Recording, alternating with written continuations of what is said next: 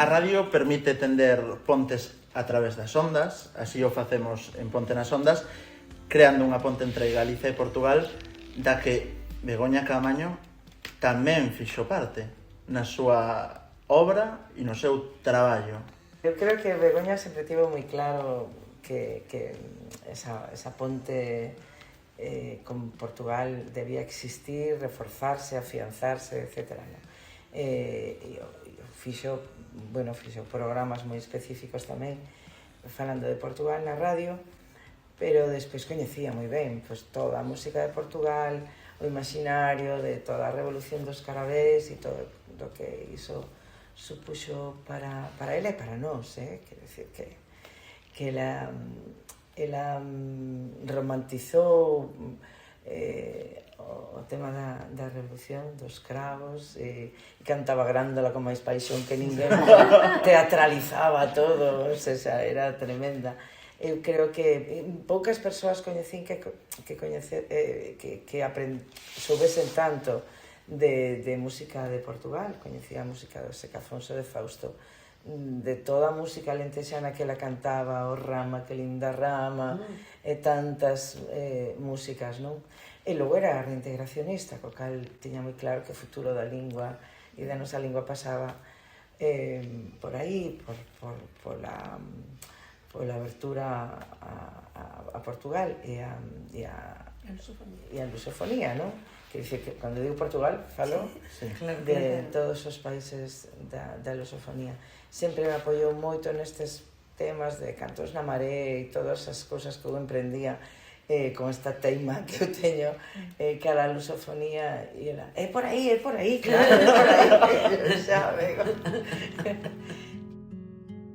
Naquela altura pasaba unha cousa estupenda, e é que tanto Portugal como Galicia estaban vivindo nun estado democrático, despois de ter pasado efectivamente por dictaduras oprobiosas.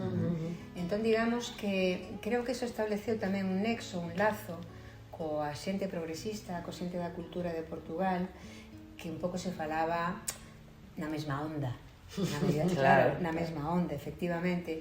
Era un atractivo aínda maior, pero sempre tivemos en Vigo a paixón de cruzar pola ponte de Tui e de cando aínda había que levar pasaporte, era moi de familia ir a Portugal nunha fin de semana, e despois, cando xa foi máis fácil, pois iba a Portugal sempre que se podía. É dicir, Portugal foi como un desafogo cultural mesmo, non? Para a nosa xeración. Bueno, son máis bella que Begoña, pero bueno, para esa xeración, para a miña, para a seguinte. E estou segura de que Begoña estaba aí, segurísima. Pero ela tiña tamén o mundo da lusofonía. Brasil interesaballe moito, pero a lusofonía de África creo que lle interesaba moito máis, porque estaba tamén a cuestión racial, e iso para ela era super importante.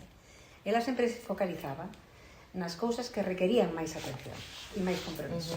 E entón, por exemplo, eso que, digamos, o español non tiña, esa mistura co povo angolano, etc. Creo que ela lle atraía moitísimo. É certo. Visitou todos esos. Foi a Cabo Verde, a Angola, a Mozambique. Exacto. Pois eso tamén é lusofonía. Claro, certo. E incluso, non sei se vedes vos tamén, na súa escrita, na súa obra, esa idea da relectura do mito tamén entronca de alguma maneira coa literatura, coa tradición literaria portuguesa, que tantas veces revisita o mito, non? Non sei se vedes vos tamén.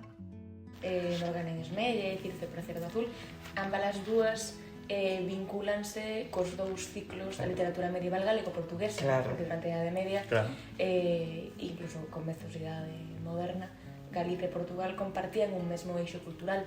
Os dous ciclos, o ciclo artúrico, no que se desenvolve todas as lendas do rei Artur, do mago Merlín, onde aparece Xenebra, Morgana, etc., que tamén recupera Cunqueiro, xa na idade contemporánea, e na que ela se inspira para Morgana e Esmelle. Xoana Torres, o discurso de... Perdón. Nada, non. Gran achega. Entón, por unha banda, o ciclo artúrico, do que temos mostras recollidas na Biblioteca da Xuda en Lisboa e tal, e logo a outra, o ciclo troiano, do que tamén temos mostras da literatura medieval galego-portuguesa e que desenvolve toda a literatura homérica e que ela tamén recupera. Ao final, aí hai unha referencia a unha literatura que temos en común, Galiza e Portugal, nesa enorme franxa da nosa historia onde culturalmente e identitariamente éramos un.